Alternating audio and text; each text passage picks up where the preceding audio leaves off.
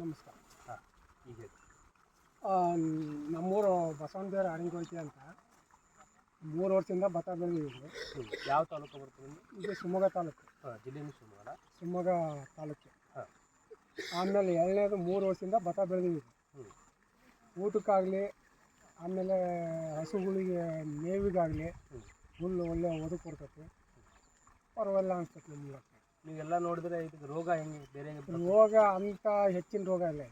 ನೀವು ಬೇರೆ ಕಂಪ್ನಿ ನಾವು ಮಾರ್ಕೊಂಡಂಗೆ ಗೊಬ್ಬರದೊಳಗೆ ವ್ಯತ್ಯಾಸ ಮಾಡ್ಕೊಂಡು, ಔಷಧಿ ಒಳಗೆ ವ್ಯತ್ಯಾಸ ಮಾಡ್ಕೊಂಡು ಹೊಡೆಯೋದು ಏನು 2 ಟೈಮ್ ಹೊಡೆದಿವಿ ಅಷ್ಟೇ. ಅಷ್ಟೇ.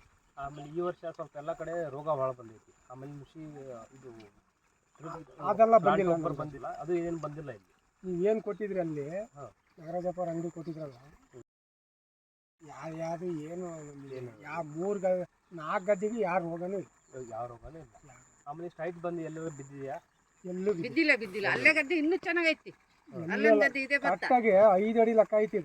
ಸೊ ಹಸುಗಳಿಗೆ ಒಳ್ಳೆ ಮೇವು ಹಸುಗಳಿಗೆ ಒಳ್ಳೆ. ಆಮೇಲೆ ಏನಪ್ಪ ಅಂದ್ರೆ ಬೀಳೋ ಚಾನ್ಸೇ ಇಲ್ಲ. ಇದು ಅಷ್ಟು ಅಷ್ಟು ಸ್ಟೆಂಟ್ ಇರ್ತದೆ, ಸ್ಟ್ರಾಂಗ್ ಬುಡ.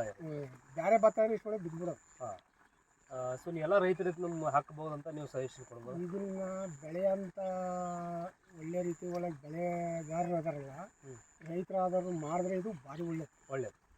ಅಂದರೆ ಈ ಭತ್ತ ನನಗೆ ಕಂಡು ಬಂದಂಗೆ.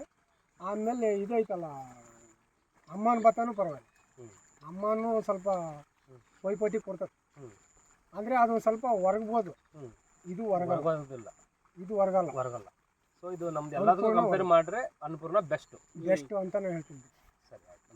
ನಮಸ್ಕಾರ.